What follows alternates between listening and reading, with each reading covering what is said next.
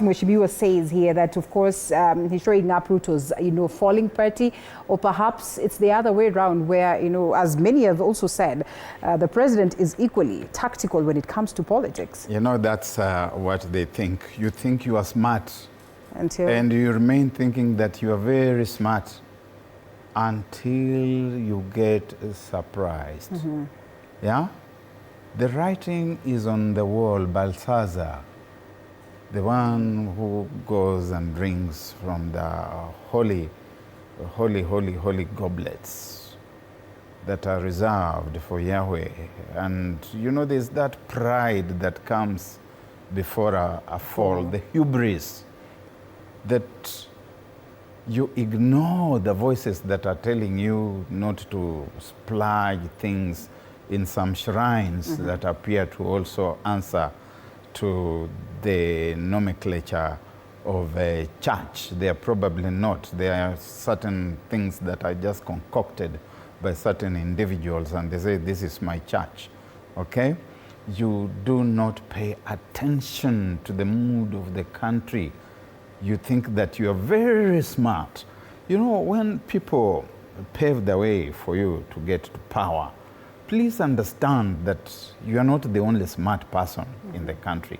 That is why you need a cabinet. Okay. That is why traditionally we have had councils of elders, people you will listen to, people will advise you.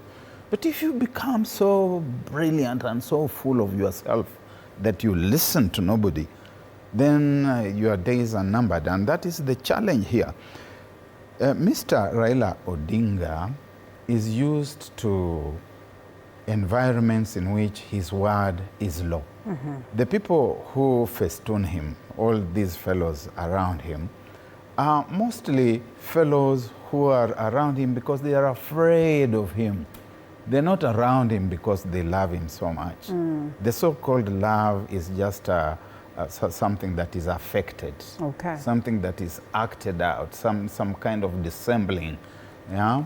And he's getting to a point where he's running out of luck because you can deceive some people all the time, and you can deceive all the people sometime, but you cannot deceive all the people all the time. And he has now come to his Waterloo. His Achilles heel is now visible. Something that Honorable Joe Mutambu does not agree with. And I ask him again, do you suppose it was tactical? I'm sorry. The spirit, first of all, which he was talking about, it's a restless spirit. It's the spirit of the lake. This spirit, for the Luo and Lake Basin viewers who are watching, is called Nyawawa. What does that mean? Nyawawa. You can loop us in. Yeah?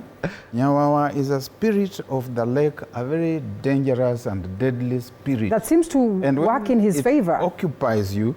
Yes, in the long run, it destroys you. Do you suppose that he would have honorably? In your favor for some time, and the people who understand what I'm talking about out there will go and talk to Mr. Odinga and tell him. Exit honorably? When it's at the start of each year, or shall we say at the end of the year, there's a beating of objects, of drums, of metal, of debbays, and it is chasing away that spirit. But that spirit finds residence in certain individuals. And for a while, they can mesmerize society. They can mesmerize the community. Then the moment comes when the spirit must destroy you. Honorable Joe Mutambu. So that is the spirit you are talking about, Mheshimiwa Joe Mutambu. And that is why Mr. Odinga, who has, for all practical purposes, appeared to be a very wise and intelligent person, walks into the William Ruto minefield with his eyes wide open. He comes back from Addis Ababa in the equivalent of war. Yes. And he does not go back home even for cleansing, because it's very important that he goes back home to be cleansed. and to be given manyasi. With this kind of blessing and arrangement, don't you think it is blessing enough for him to enjoy, honestly? How much more, or what more would someone want? And Joe Mutambu, as you respond to that or react to that, I ask again, how calculative was it? And do you suppose that then the Gen Zs are likely to get more agitated and probably get back to the street? Like I said before, I still stand to my point.